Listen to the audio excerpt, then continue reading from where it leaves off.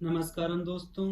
आज हम माँ मीरा के चरित्र के 9वें भाग में प्रवेश कर रहे हैं। मेड़ता राज्य के संस्थापक मेड़तिया परम ईश्वर भक्त वीर शिरोमणि राव दुदाजी मीरा के दादा 75 वर्ष की आयु में शरीर छोड़ जाते हैं। बीरम देव जी का 38 वर्ष की आयु में राज्याभिषेक होता है। दूदाजी की मृत्यु के बाद मीरा जी गंभीर हो गईं। उन्हें दूदाजी के ना रहने से अकेलापन खलने लगा।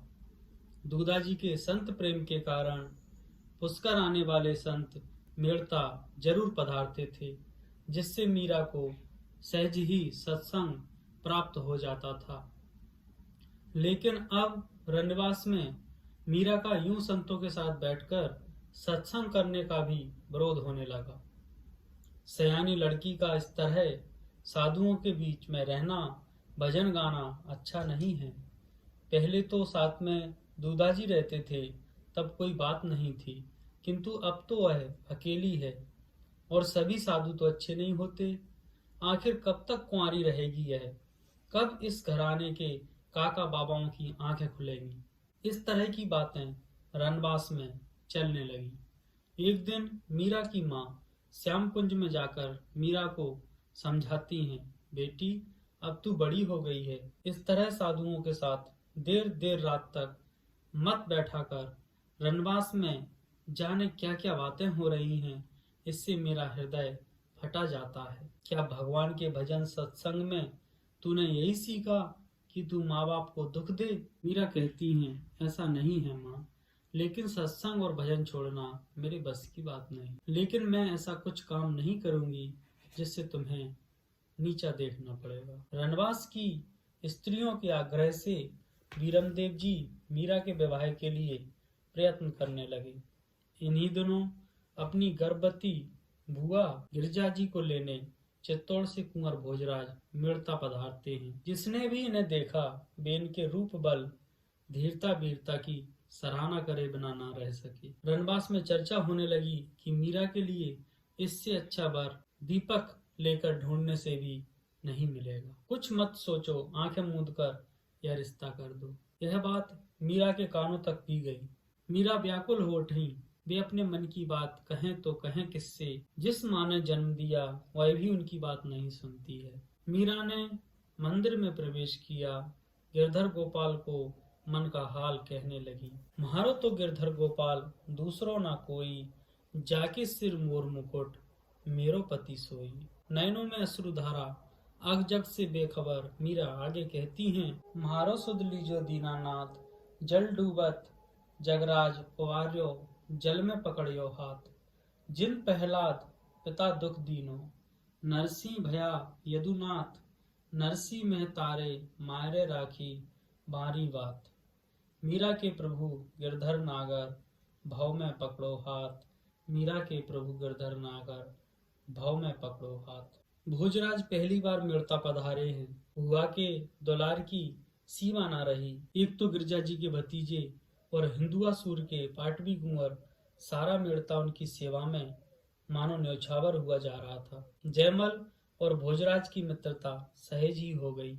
दोनों इधर उधर घूम ही रहे थे कि राजा भोज ने मीठी रागनी सुनी। ध्यान दिया तो वह आवाज श्याम कुंज से आ रही थी। कुंवर जयमल ने कहा कि यह हमारी जीजा सा मीरा की आवाज है, इनके रोम रोम में भक्ति बसी हुई है। भोजराज ने कहा कि जैसे आपके रोम रोम में वीरता। दोनों लोग हंसते हैं। भोजराज ने पूछा, इनका विवाह कहाँ हुआ?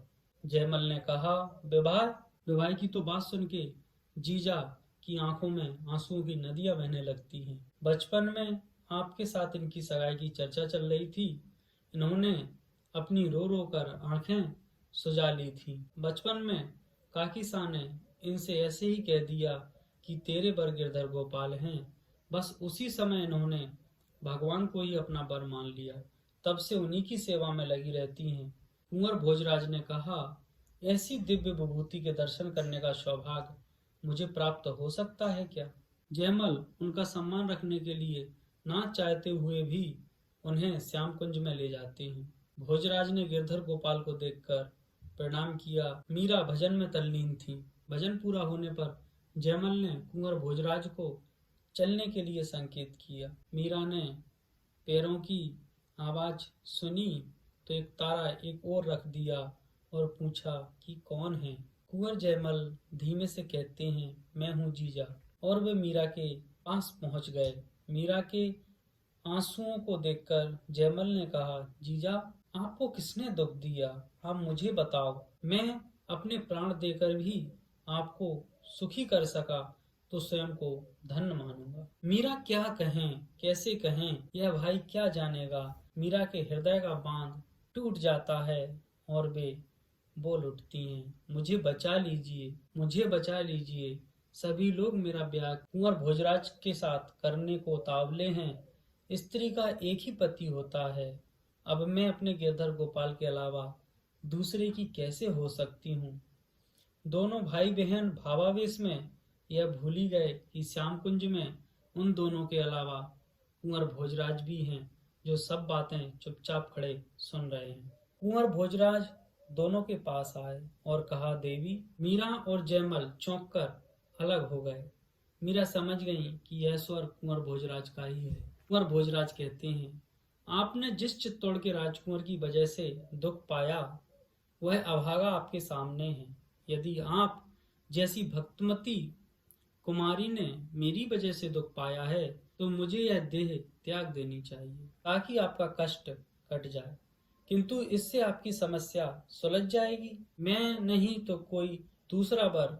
वरों की क्या कमी है? हमारा बस गुरुजनों और परिवार वालों पर नहीं चलता है। पीढ़ियों से ऐसा होता आया है कि बेटियां कुंवारी नहीं रखी जाती, सो वही हो रहा है। इस उलझन का मेरे पास एक हल है। माता पिता परिवार वाले जो करें सो करने दीजिए। यदि ईश्वर ने मुझे निमित्त बनाया है तो मैं आपको वचन देता हूँ कि मैं सिर्फ दुनिया की नजरों में आपका वर बनूंगा, आपके लिए नहीं। जीवन में कभी भी आपकी इच्छा के विरुद्ध आपको छूऊंगा तक नहीं। आपकी और आपके ठाकुर जी की सेवा ही मेरा कर्तव्य रहेगा। आप स्वामिनी और गिरधर गोपाल मेरे स्वामी। यह कहते हुए वे श्याम कुंज से बाहर निकल जाते हैं और इस तरह कुंवर भोजराज मीरा की भक्ति के लिए ढाल बनने के लिए एक भीष्म प्रतिज्ञा लेते हैं। अगली चर्चा हम अगले भाग में करेंगे। धन्यवाद।